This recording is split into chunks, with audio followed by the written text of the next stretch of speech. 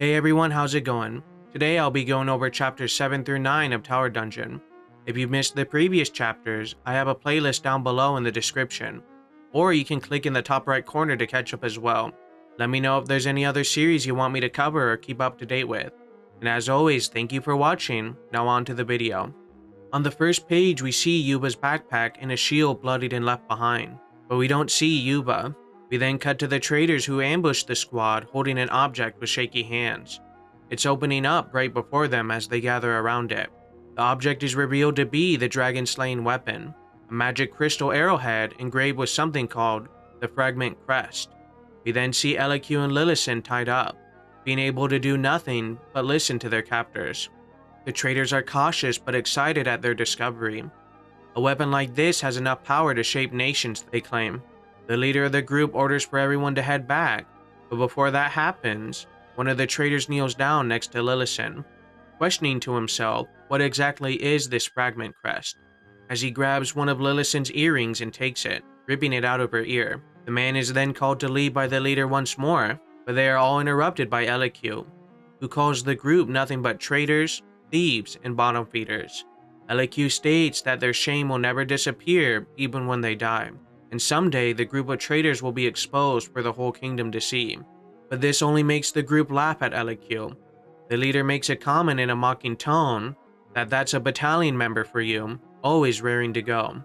The guy who takes the earring starts to share to Eliku that he doesn't really get it, asking him, "Who do you think put them up to this?" But before he continues, he's interrupted, because Eliku perhaps could turn into a living dead and reveal the secrets he's heard, which is an excellent point the leader of the group states. So he first ponders whether or not he'll destroy Eliku's head, but ultimately, he lands on the idea that it'll be better if Eliku does turn into a living dead. So he decides to leave him hanging there. He'll just make sure Eliku's mouth doesn't work anymore. So the leader of the group then asks for Eliku's final words, but before that happens, everyone hears someone yell "stop." One of the traders looks over to see what the noise was, only to see Yuba climbing up. The trader warns the group that the renowned thrower of salt is coming up. The whole group is kind of surprised by this because they knocked him down, thinking he was dead. So they deliberate and just decide to shoot him down again. He must just be a living dead or something. So the trader aims and fires another arrow at Yuba, directly hitting him in the head, but luckily it just scrapes Yuba and his helmet saves him. The trader then goes to fire another shot when suddenly his face is scraped in half, sending it up to the ceiling. We then cut to Lillison chanting something and her earring starts to glow. Finally, she finishes her spell and it ignites a giant firebomb, blowing everything up in the vicinity. Yuba manages to climb back up and he calls out to Lillison and Eliku. They both respond, but before Yuba can get back to them, he's ambushed by the surviving traders. Yuba manages to tackle one straight into the wall, killing him with the collapsing debris. But the leader of the group manages to shoot Yuba square in the chest, causing him to fall over. Yuba quickly gets back up and calls him a jerk. He then proceeds to take the arrow in his chest and stab the leader straight in the head, asking if he has any last words, before proceeding to kick him off the same ledge that he was knocked down on.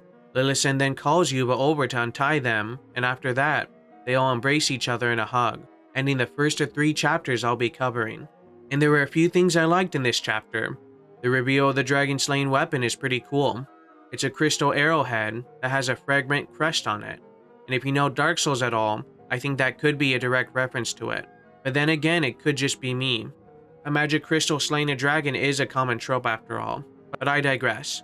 Otherwise, I think there could be more parties vying for the downfall of Squad 7 rather than their success.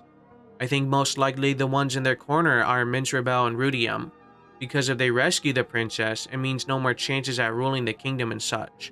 Otherwise, the only other thing I have to say about this chapter is the action was pretty good. Yuba got a chance to show off his strength in multiple ways, and he was able to clean house and create a distraction for Lillison to help out as well. Which makes me think if Eliku was feeling low and useless before, I can only imagine how this scenario is affecting him now. But let's find out how they're all really doing in the next chapter. Eliku is immediately apologizing to Lillison and Yuba. He explains that he was going to tell them about the dragon-slaying weapon once they reach the 80th floor. He explains basically, if he were to bring up this information, he would be charged with treason along with Minstrel, also known as the commander. He just wanted to minimize the risk this information could bring, so he suggests that they all go back to the fort and restock on their supplies. But Lillison states she does not want to. Those traitors are the enemies of the commander and the princess. She theorizes that there's probably more traitors than the ones that they just saw in that group, and there most likely is another ambush waiting for them, so they have to solve that problem before they return. Then Lillison proudly states that she will now go save the princess. But before she leaves, she tells Eliku to never hide anything from her again, and to trust her as well. As the trio are entering the spiral staircase again, they see that someone has been there. Previously, with the detour they had to take before, has now changed. It's been transformed with planks creating a bridge. It's clear someone has discovered this staircase as well. As they are continuing up, Yuba declares that he'll walk in front, since he has a shield. They then see another group of adventurers battered and bruised. They request some medicine and water. Lillison then asks how they found the staircase, and the group explains that they simply just followed another party. The group then thanks Squad 7 and leaves. As they are going up, we learn that the dragon-slaying weapon is going to be used on the half-dragon we saw in the second chapter, but they know it won't be easy.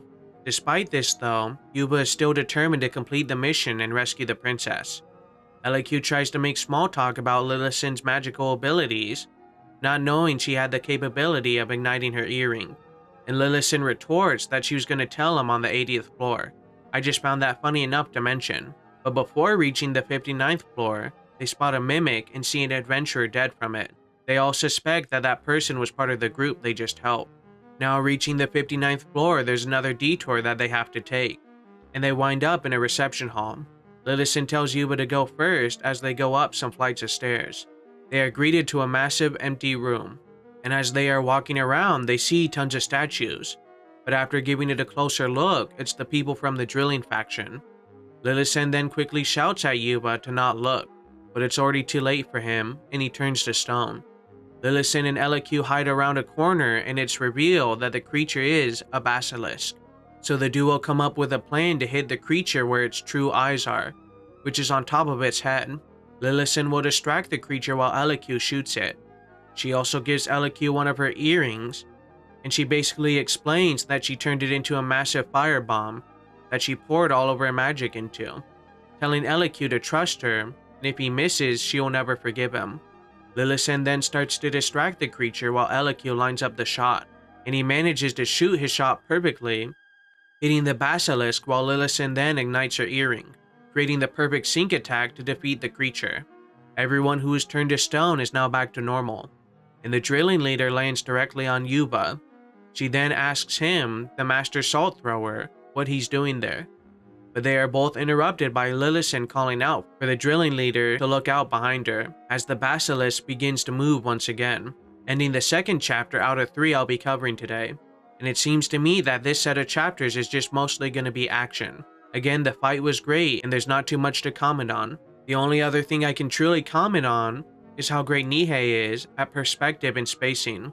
I liked how the last chapter it was Yuba saving the duo, and now it was the duo saving Yuba. So that ties together nicely. And it also seems like Lillison and Eliku were able to mend the situation and deepen their bond once again. Finally, it'll be interesting to see the drilling faction and Squad 7 interact, especially in a crisis. We'll really see if they are good or bad people. So let's find out what happens in the final chapter I'll be covering today. Lillison calls out to Yuba to get out of there, but Yuba sees the drilling leader's foot is stuck or crushed under the rubble.